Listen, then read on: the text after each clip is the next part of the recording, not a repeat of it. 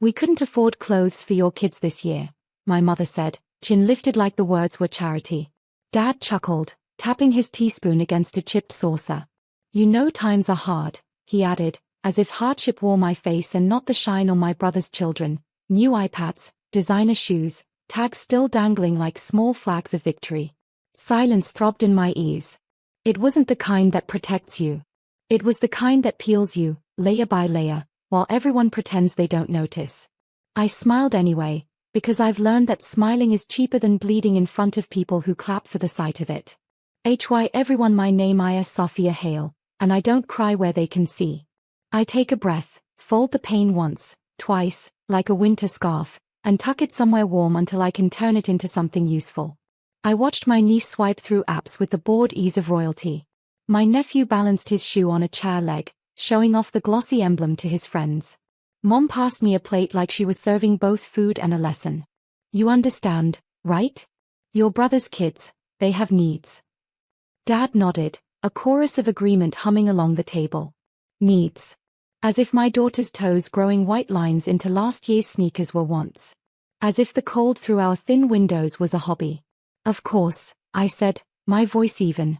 I lifted our coats from the rack. My daughter's was beginning to pill at the wrists, my son's zipper stuck halfway, ever since it jammed on the playground. The fabric smelled faintly of laundry soap and bus exhaust. I kissed Mom on the cheek, thanked her for the tea we brought ourselves, and walked my children into the December air. Behind me, laughter burst like glass. On the bus, the city looked like a grey bowl holding our small, careful hopes. My daughter leaned on my shoulder. My son traced a foggy circle on the window and drew a smiley face inside it. I counted the creases in my palm and thought about the stories families tell to survive their own reflection. At home, I made cocoa with the last of the milk, tucked the kids into quilts that had seen kinder winters, and opened my laptop. The cursor blinked like a heartbeat. I typed, deleted, typed again, every word a tooth pulled clean. I didn't want rage. I wanted clarity sharpened enough to cut without spilling. Morning arrived thin and pale. I reread what I'd written, truth folded into calm sentences, photos attached with gentle context, receipts like quiet arithmetic. Then I pressed post. Within minutes, my phone began to ring, unknown numbers, cousins I hadn't heard from in years, my aunt who never calls before noon. The family group chat flared like a siren. And somewhere between the second and third call, I realized, this wasn't a fire I was starting. It was a mirror I'd finally turned toward the light. The calls came first like raindrops, harmless, scattered. Then they became a storm. By 9 a.m., my phone pulsed in my palm like a fever. Aunt Farah demanded, "What is this nonsense you posted? Delete it before your father sees." I almost laughed, he'd already seen. By then, half the relatives had. The post wasn't angry. It wasn't dripping with accusations. It was colder than that. I'd written, "Last night, my children were told there was no money for them. This morning, we saw brand new iPads and designer shoes for others. I just want clarity. Are times hard for everyone, or only for us?"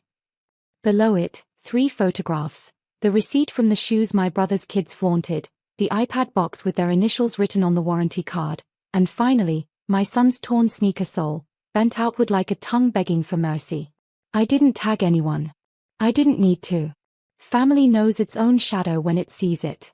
The comments poured in, cousins from abroad, second cousins I barely spoke to, even old family friends. Wait, didn't they just renovate their house? But your brother's wife posted pictures of their Maldives trip last week. This is unfair. Each word wasn't mine, yet it was ammunition falling neatly into place. By 10 a.m., Mom called.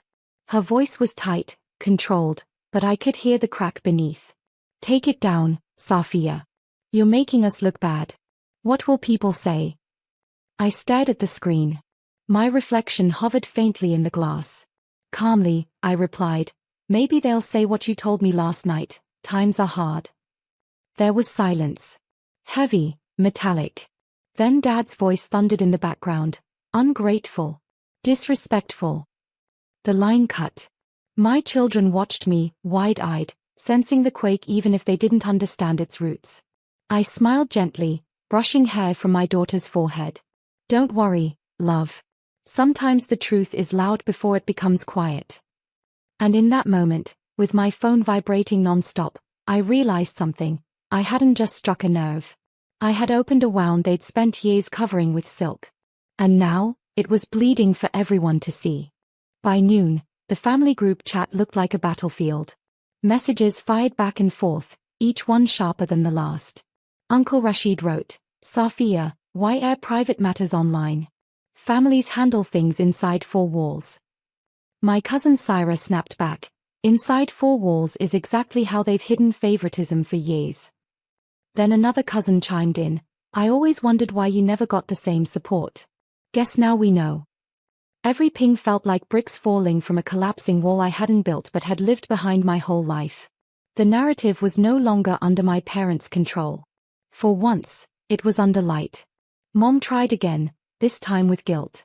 She sent a voice note, her tone dripping with practiced sadness. "You know we love you. You know we've always done what we could. Why are you making us enemies?" I listened, but my children's laughter in the next room drowned her out. They were playing with paper airplanes.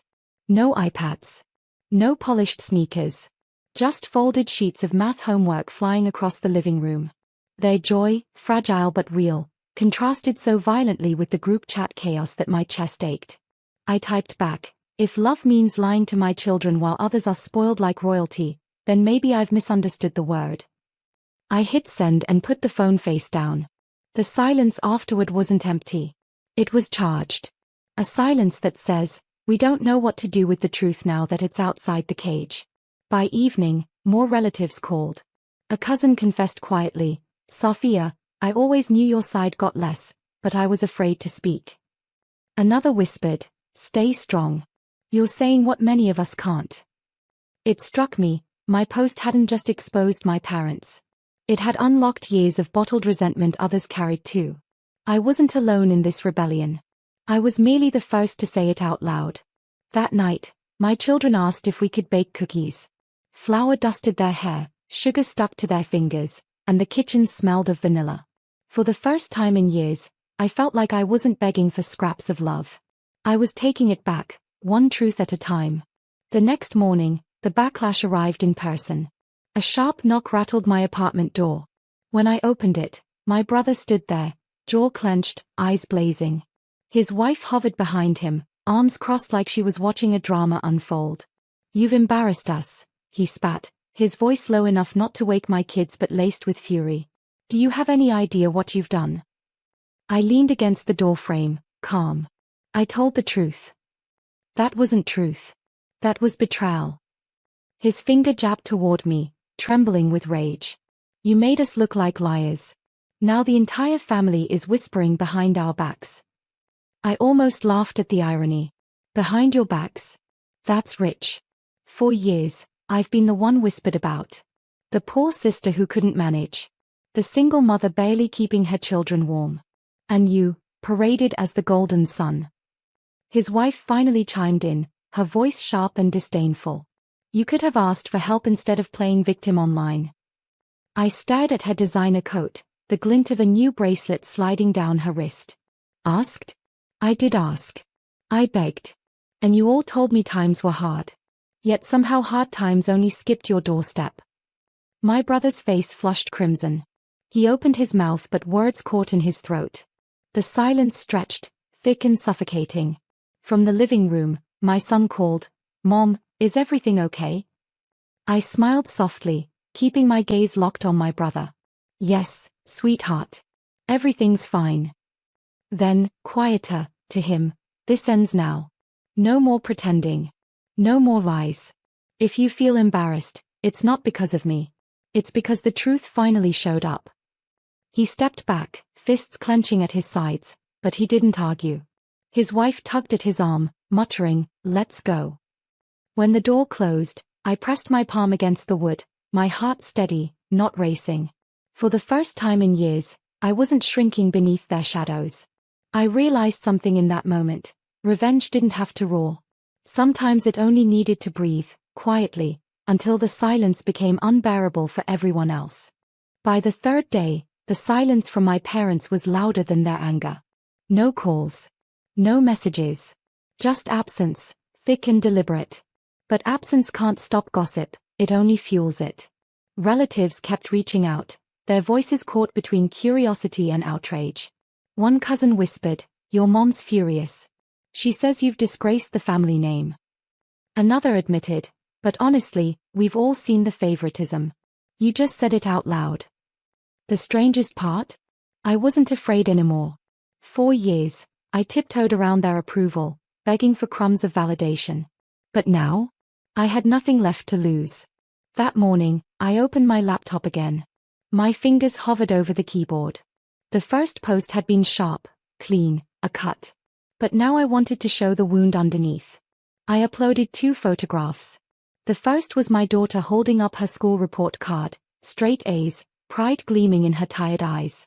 The second was my son's worn sneakers, the soles peeling further, duct tape barely holding them together. I wrote, "My children are thriving despite being given less than others at the same table. They deserve more than excuses. They deserve honesty." I hit post and leaned back. Within minutes, the reaction exploded again. Friends outside the family commented words like strength, proud of you, truth matters. Strangers even reshared, saying, "This is why silence in families can be poison." By noon, the family chat was on fire. My aunt tried damage control, Safia exaggerates. Things weren't like this. But then, an unexpected ally appeared. My older cousin, who rarely spoke, wrote, "Don't lie. I was there last Eid. I saw her kids in hammer-downs while others got piles of gifts. Stop pretending." That single message changed everything. The air shifted. Suddenly, my parents weren't just facing me, they were facing a chorus. And when my phone buzzed again, this time it wasn't with anger. It was with a text from my father. 4 words. Nothing more. "We need to talk." The same man who once told me I was ungrateful now sounded cornered. And for the first time, I felt the balance tilt.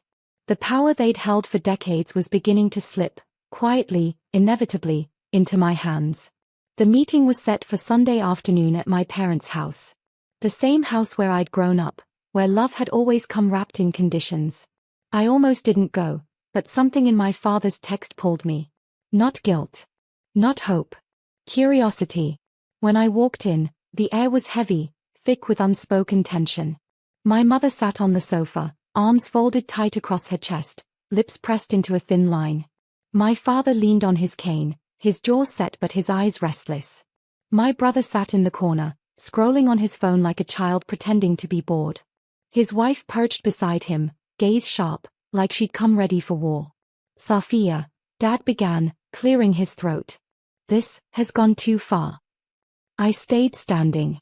My children were at home with a neighbor, safe. Too far. I repeated, my voice calm. Or too true. Mom's eyes flashed. "You think humiliating us in front of the entire family is truth? You've painted us as villains." I didn't flinch. I didn't paint anything. I just held up a mirror. "You don't like the reflection, that's not my fault." My brother scoffed, muttering, "Always the victim." That word, victim, lit something in me. I turned to him, voice still steady. "Do you know what being a victim looks like? Watching your children walk into school in shoes that barely hold together while your nieces unwrap iPads at the same dinner table. That's what victimhood looks like. And you watched it happen, year after year, without blinking." The room went still. My father's hand trembled slightly on his cane. Mom looked away, blinking fast, as if fighting tears, or anger. I softened my tone, just enough to cut deeper. "I didn't come here to beg. I came because I wanted you to know, I'm done hiding your choices for you. If you feel exposed, it's because the mask finally slipped." For once, no one interrupted me. No raised voices, no thunder. Just silence. And in that silence, I realized something. They weren't used to me standing this tall. And they didn't yet understand. I hadn't even shown my final card. That night, after leaving their house, I sat by my window with the city lights trembling outside. My phone buzzed non-stop, messages from relatives who had seen the cracks widen. Some were furious, some were supportive, but one thing was certain, the story had escaped their walls. It couldn't be hidden anymore. I opened my laptop again, but this time, I didn't just post photographs or quiet questions.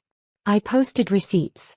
Bank transfers showing years of allowances to my brother's family, each transaction neat and deliberate. Screenshots of messages where my requests for small help, bus fare for a school trip, money for winter coats, were met with silence, or worse, with excuses like times are tight. I didn't add rage to the captions. Only facts. Calm, measured, undeniable. For years, I believed silence kept the family together. But silence only protected the wrong people. My children deserved to know I fought for them. The post spread like wildfire.